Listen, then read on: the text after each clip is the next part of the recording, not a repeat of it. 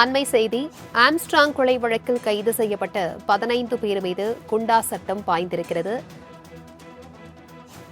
மலர்கொடி, அஞ்சலை, அஸ்வத்தாமன், பொற்கொடி உள்ளிட்ட 15 பேர் மீது குண்டா சட்டம் தற்பொழுது பாய்ந்திருக்கிறது. அண்மை செய்தியாக நாம் பார்த்துக் கொண்டிருக்கிறோம். பகுஜன் சமாஜ் கட்சியின் முன்னாள் மாநில தலைவர் ஆம்ஸ்ட்ராங் கொலை வழக்கில் கைது செய்யப்பட்ட 15 பேர் மீது குண்டா சட்டம் பாய்ந்திருக்கிறது.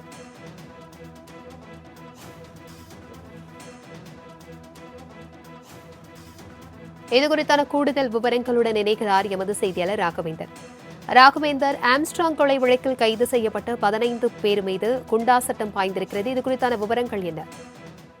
வணக்கம். பகுஜன் சமாஜ் கட்சியின் மாநில தலைவராக இருந்த ஆம்ஸ்ட்ராங் கடந்த ஜூலை 5ஆம் தேதி வெட்டி படுகொலை செய்யப்பட்டார். இந்த கொலை வழக்கு தொடர்பாக கிட்டத்தட்ட 25க்கும் மேற்பட்டவரை போலீசார் கைது செய்து சிறையிலும் அடைத்திருக்கின்றனர்.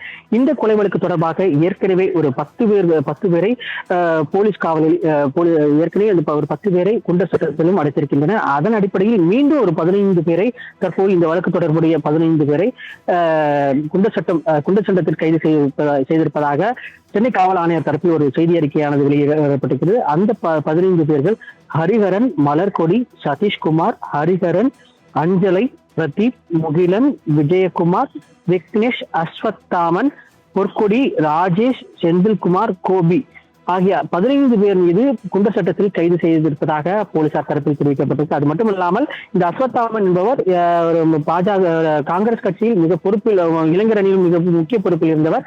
மேலும் அஸ்வத்தாமன் பிரபல ரவுடி நாகேந்திரனின் மகனும் இருக்கிறார்.